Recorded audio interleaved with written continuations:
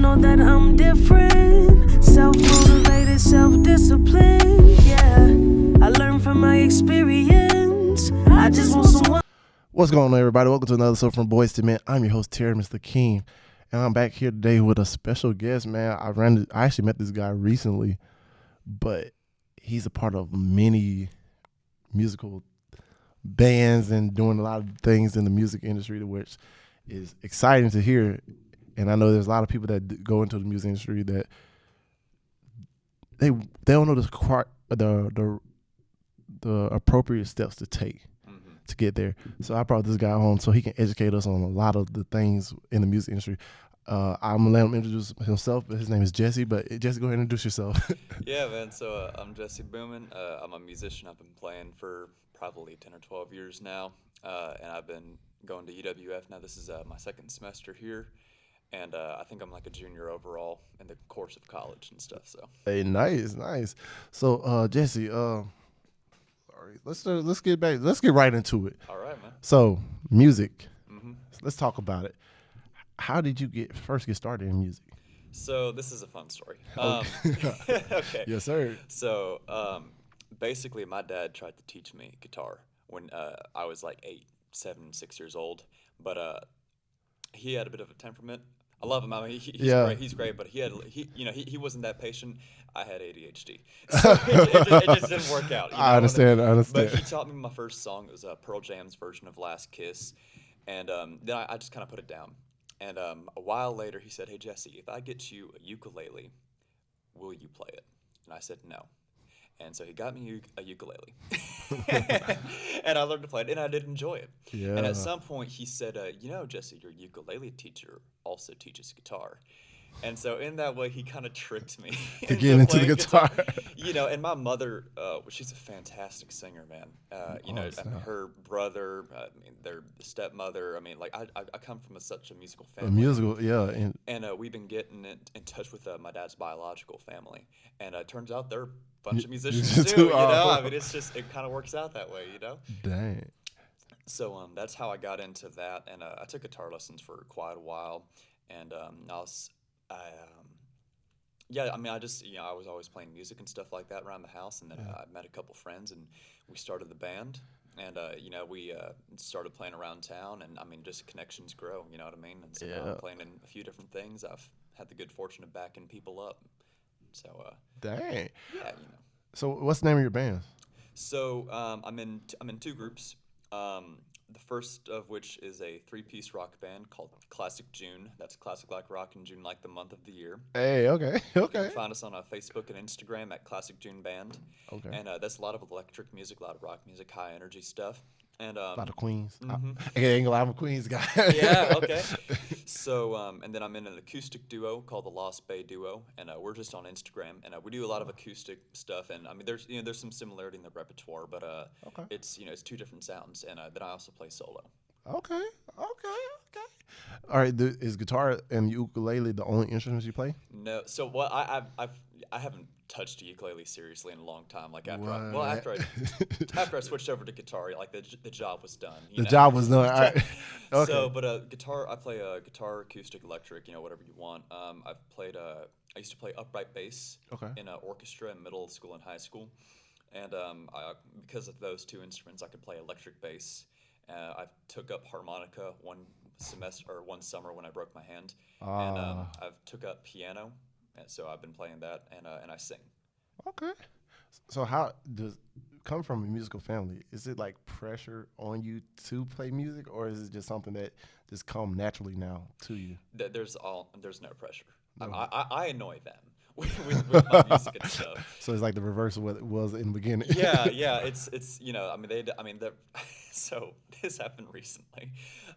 Like my dad dropped like a piece of ice or something, and it made a pitch, and I went over to the piano and I played what pitch it was on the piano. So I mean, I annoy the crap out of everyone with the music stuff, Hey, nothing wrong with that. No. I mean, they'd rather have me doing that than just sitting on my butt all day long, And I see that you love it. You really enjoy it. Mm-hmm. And I feel like they're happy to see you doing something that you enjoy. Yeah. Versus something that make you miserable. And because a lot of people, they're scared to do the things they love because they don't want to disappoint their families and everything too. But it's kind of cool seeing. Yeah, it's and at one point my mother was actually, kind of like, all right, Jesse, if you're gonna do this as a job, man, like you got a gig, like you got to play and stuff, and so they pushed me into playing. I mean, they've always pushed me to get better. That's good, man. Oh, that was great. So, what is your major in college right now? So my major is comprehensive marketing. It's a BA or a BS degree. Okay. And then I got an AA in business from PSC. Okay. And I graduated last May from there, and that provides all of the first 2 years of my marketing degree. So and that's true. So, how did that intertwine into your music? So it when a lot of people hear that I'm going to school, they think that I'm going to go to school for music, but I actually found that the more important aspects of music is the business side. Were the business aspects, contacting people, marketing yourself especially, and knowing who to talk to, growing your connections, networking, and so on and so forth. Okay. All the music stuff, like how to write songs. I mean, that comes from in the field. Okay. So wait, do you write your own music? Yes, I do. Ooh. So where can they find your songs that you have released? So I'm working on actually. I don't know if I should say this in front of everyone.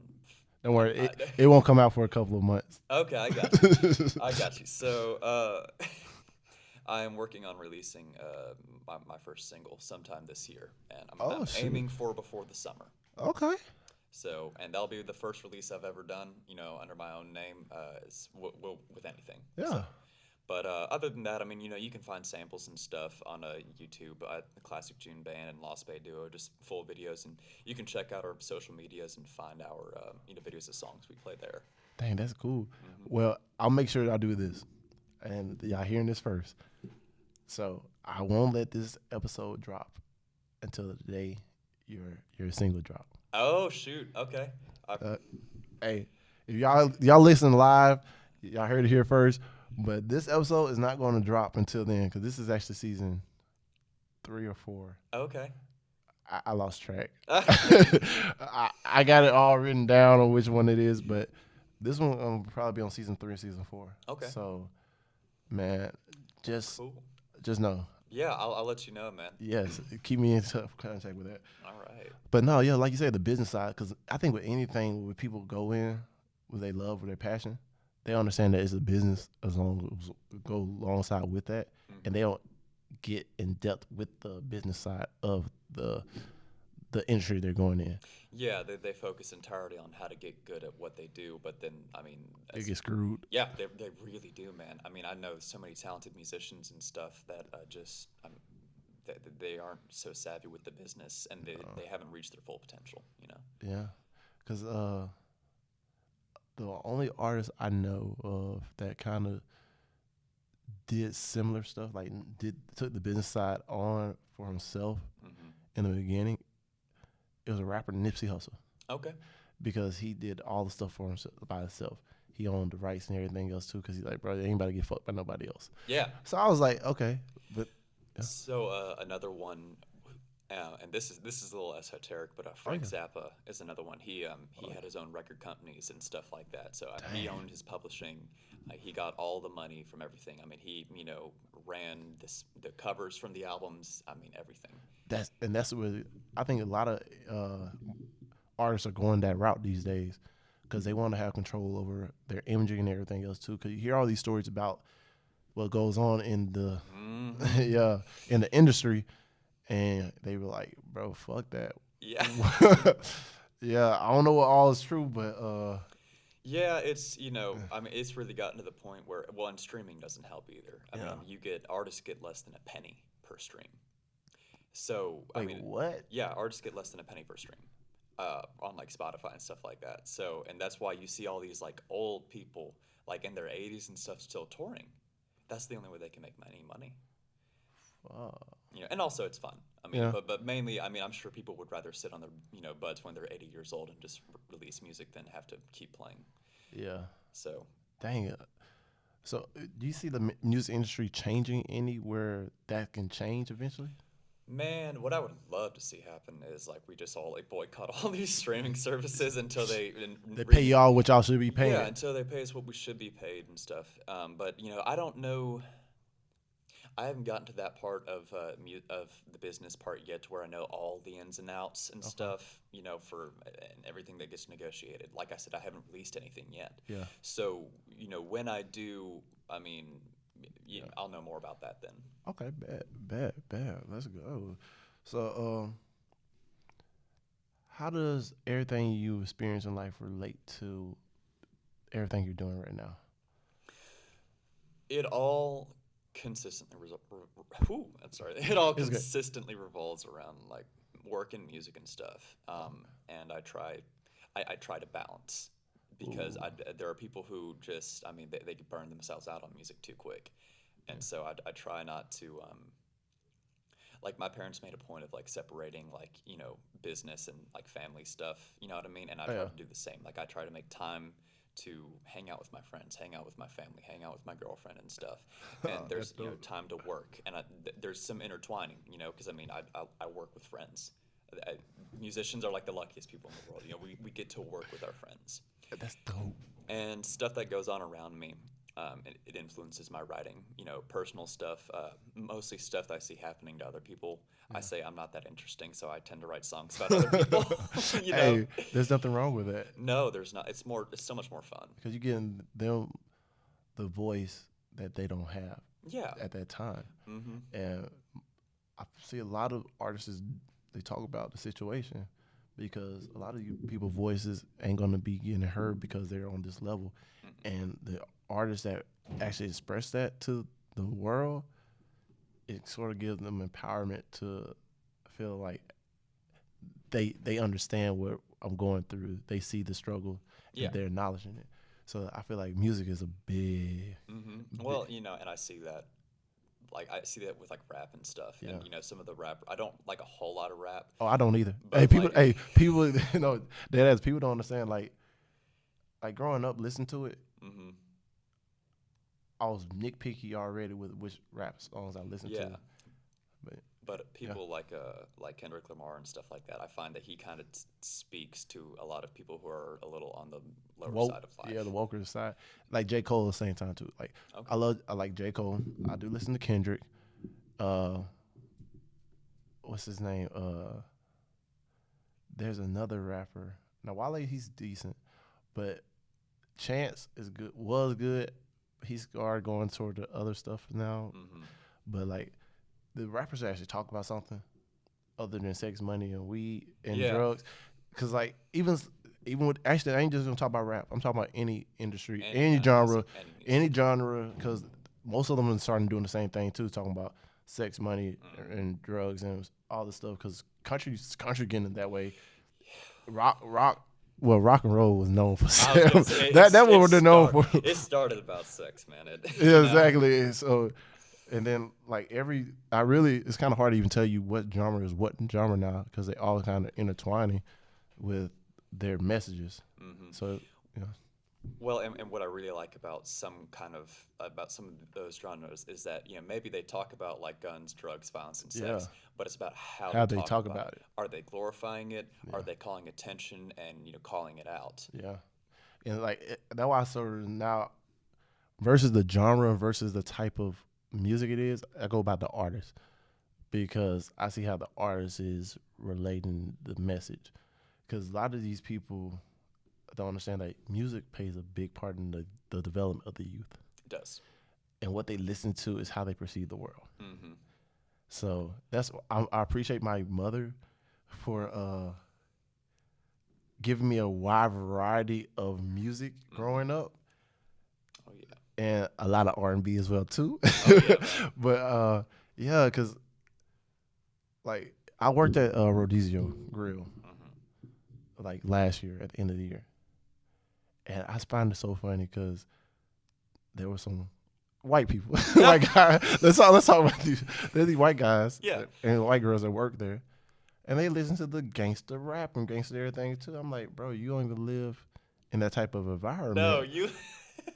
But you like the music and you want to be like that. But I was like, you're glorifying the stuff that we're not trying to glorify. Yeah, like you're glorifying a part of a part of life of a part of society that they don't want glorified. Exactly. I don't think nobody want glorified. No. Because that's the part where we're trying to get them people that are downer out of. Mm-hmm. And like me, I told him straight up, I said, bro, you better put on some Thomas Rhett or something else, because look, I'd rather listen to that than listen to this. Mm-hmm. I ain't got time to hear about someone else killing somebody else. No. I'm like, I experienced that growing up, experienced that like living in certain areas. Mm-hmm. I seen that. So I was like, that ain't nothing to glorify. No. That's not a lifestyle we're trying to glorify. We're trying to glorify them to arise out of that and make a difference and find a way to get out of that situation.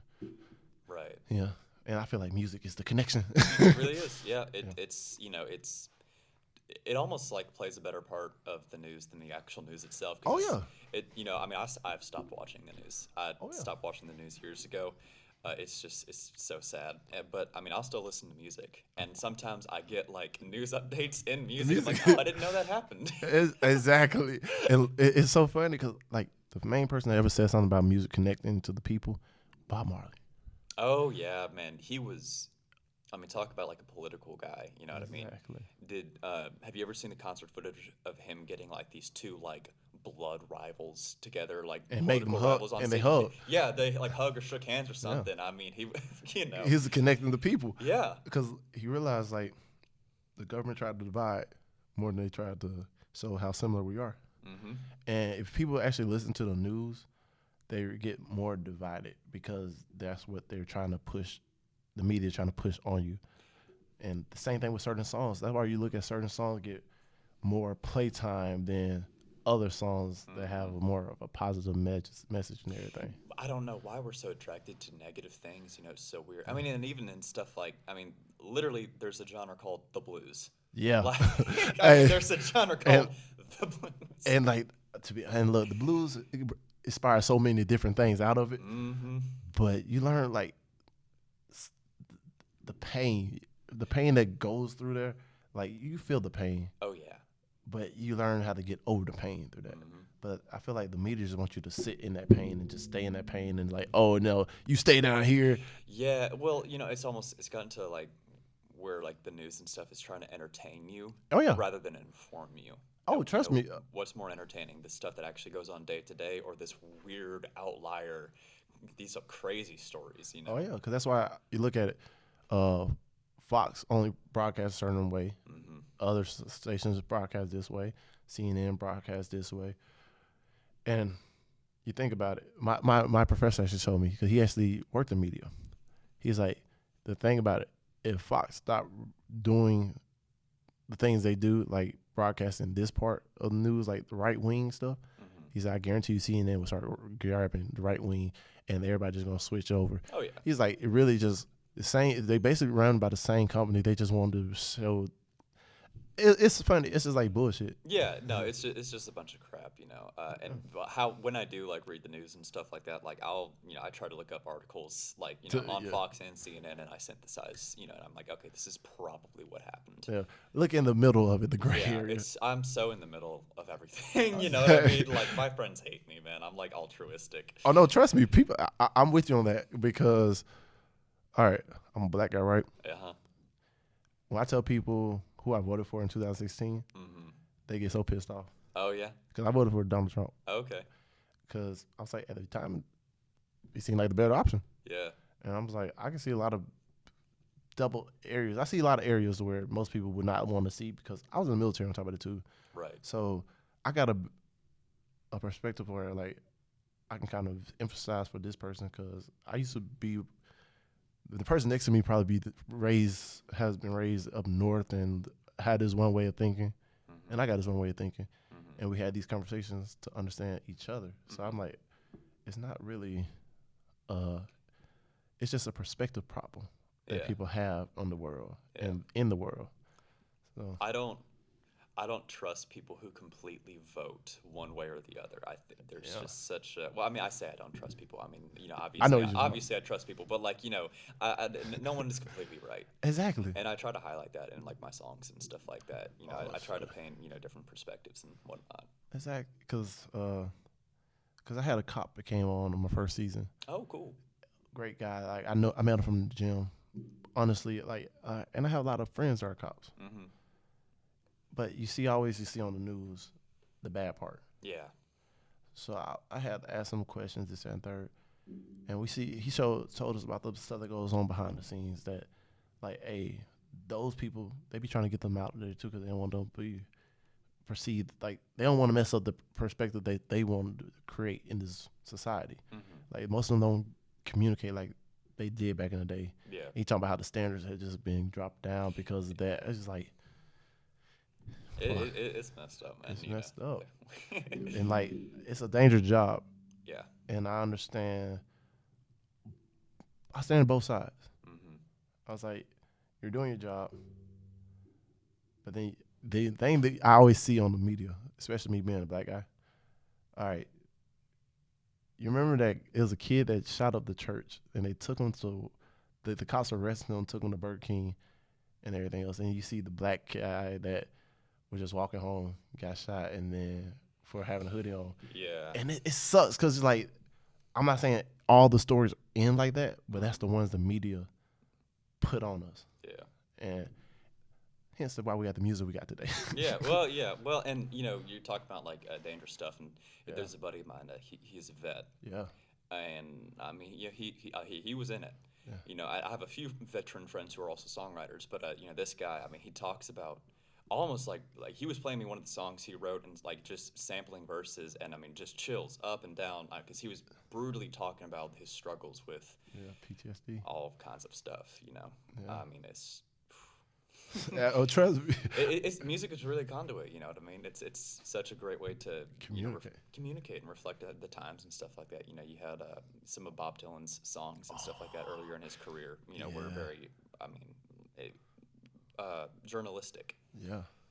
Because like I'm gonna tell you the song that did it for me. Mm-hmm. That actually helped me through my depression. Okay. And let me know that I need to go see somebody. Ex Ambassador. Unsteady. Okay. That song right there, I remember. I heard it numerous times before, but like I remember when I really listened to it. I was in the car driving one day and just like, mental health wise wasn't really where I needed to be. I literally like pulled over to the side of the road, like ordeal. Had a moment. And like cried, like, you know what I'm saying? Like I had suicidal thoughts. Like one time I was like thinking about just jumping off a bridge. Yeah. And like you say, bro. But like that song led me to go back to the VA and say, bro, I need to talk to somebody, give me a counselor, because the way I'm going right now, I'm not going to make it to the next year. Mm-hmm. There's another friend of mine who writes honestly about what he's going through. He's around our age. I think he's a little younger than I am. And I remember he actually talked to me about the new music he was writing. He's like, yeah, I mean, it's so different from what I used to write because like I just don't see a point in keeping myself in that dark place for writing that to write that heavy grunge music. Yeah. And there's this. You were talking about songs that help you out, and I wrote one for a friend recently, but there's this other song, and it's called Deep Dark Wells. Ooh. And it's the chorus is, as long as you're not finished, you can start all over again. Yeah. Hey, and that's kind of my motto for life, because even when I talk to my counselor now, I'm like, she's like, how you feel with your mental health? Like literally, this happened yesterday. We was talking yesterday. She was like, how's your mental health doing and everything? What do you say? I was like, she's like, you still be getting depressed? I said, yeah, I realize I still do get depressed. It's just now I got the better tools to help me manage my depression and let me know I don't dwell in it for a long period of time no more. I sit in it, accept it for what it is, and just move on. And that's such a difficult part of so many people. I mean, I'm lucky. Like if I end up feeling sad or something, I can write that into a song. That's one of my tools. That way you let it release stuff. But so many people, they don't have an outlet for it, and they don't even acknowledge it. It's just it really sucks. Yeah, and especially like with us guys, because if you hear like a lot of the music these days, like they're bashing guys. Or it's it's pushing an image of like a super tough guy or something like that. It's hard to say, oh, if you're super tough, you're over masculine. But then if you're broke, you're a bum. I was like, man, that's why I look at like I feel like really music need to have like more music to show the different sides of men, because people believe that men are just they do this, that's a man. No, just how complicated it is to say what's a woman, it's just as complicated to say what is a man. Well, because it doesn't even come down to, like black, white, Democrat, Republican, man, woman. It comes down to people. Exactly. We're all people, and we're all different and stuff like that, and that's, Exactly. But most people, the moment they actually realize that we're just people and all the same is the moment I feel like Bob Marley vision. Yeah, like everyone, shaking hands and stuff like that, Because Buffalo Soldier was my shit. Oh, yeah, dude, Buffalo Soldier's great. Buffalo Soldier, then, what's my favorite Bob Marley? Buffalo Soldier is my favorite Bob Marley song, but, I Shot the Sheriff, it's got so much depth into that song that most people don't actually understand. It tells a story. It tells a story. My band actually, we worked up an arrangement of it based off of Eric Clapton's live version. Ooh. It's pretty cool, man. It's because it tells a story and everything, and it's got all the angst and stuff like that. And we also get to jam it out, so it ends up being like 10 minutes long. Nothing wrong with that. No, man, it's it's great and stuff. Yes, sir. All right, so what is your goals now for the future as far as like music and everything in life? So a goal this year that I had, and I made this part of my New Year's resolution, was what we talked about earlier, releasing music. That's something I feel is important to me and is going to kind of push me up to the next level. Whether or not I'm ready for that, whether or not anything I write is actually any good, I don't know. But I know that I'm not going to get better if I just stay where I'm at. I got to push myself. Yeah, get out your comfort zone. Mm-hmm. And playing more gigs, and getting all those different experiences, backing people up like that. So those are some of my favorite gigs where I can just lay out and then I come in and when it's my time to solo and I get exposed to all this great new music, and diversifying what I'm already doing. Oh yeah. With the various groups I'm in and stuff, and my solo music, and playing bigger shows. That's always a goal. I'm starting to see a lot of my contemporaries, get into these festivals, and I'm becoming more aware of certain festivals, like songwriters festivals, such as the Frank Brown International Songwriters Festival, and the Sandy Ridge Songwriters Series and stuff like that. I would love to at some point get into those. And I mean, a general goal for myself by the time I'm 25 is I think to have like 1 or 2 albums underneath my own name if I have the finances. It's expensive, man. I used to wonder why all these artists who had all these great songs only would release singles, and then I started working on it. I'm like, oh nope, I understand. Yeah, it's work, man. Oh yeah. And to be playing from like regionally and stuff like that. Yeah. I at some point I took a realistic look and said, okay, am I gonna make it playing Madison Square Garden? No. Probably not. Yeah. I mean that's an insane amount of luck, and what the kind of music I play just isn't mainstream right anymore. Yeah. But can I have some success locally? Absolutely. Yeah. Can I have some success regionally? It's possible. It's a realistic goal. Yeah. So that's those are some of my goals. Yeah. But hey, I'm gonna leave you a quote that my one of my mentors told me. When you think about realistic, I want you to start thinking unrealistic. Like, you're going to play Madison Square Garden because you're going to do that. Put that in your mind, write that down. Oh, yeah? And just look at that every day and read that shit and believe that shit. Because unrealistic things is what this world is made out of. Think about it, a chunk of metal flying over bodies of water. Yeah. Unrealistic. Yeah, that's true. I mean, it all starts unrealistic, doesn't it? Exactly. So the unrealistic goals will make the world what it is today. So keep thinking unrealistically, because you never know how big your dream is how it depends on how much faith you got in yourself and how much you believe that you can make it. So, because like, to be honest, this is unrealistic to me. Yeah. This whole setup, this whole thing that I'm doing now is so unrealistic to me. Because I would have said, if I looked at my goals from 10 years ago. Mm-hmm. I said I want to be a motivational speaker, this, that, and the third, retire my mom, this, that, and the third.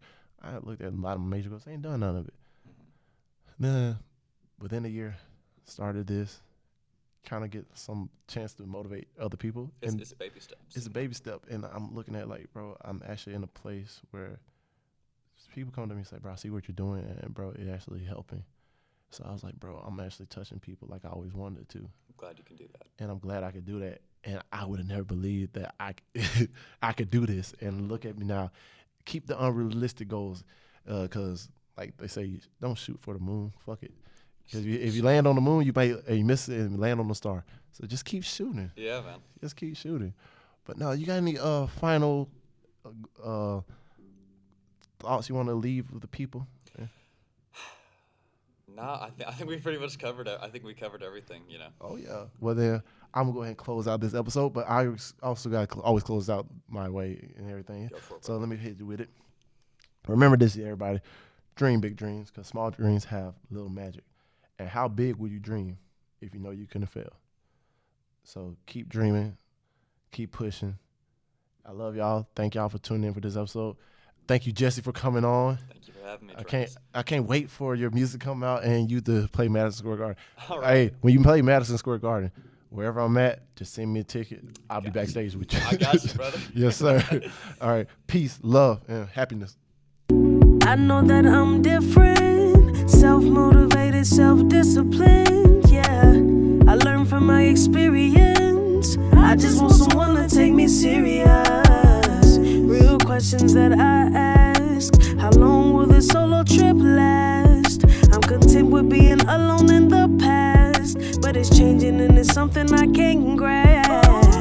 Turn off my phone, I'm in my zone, so now I'm acting different. I'm to myself, I'm in my head, mapping out this life I'm living. Shadow work on myself, I done already seen hell. Can't fit in, so I rebel, but I don't miss a beat. I don't miss a beat.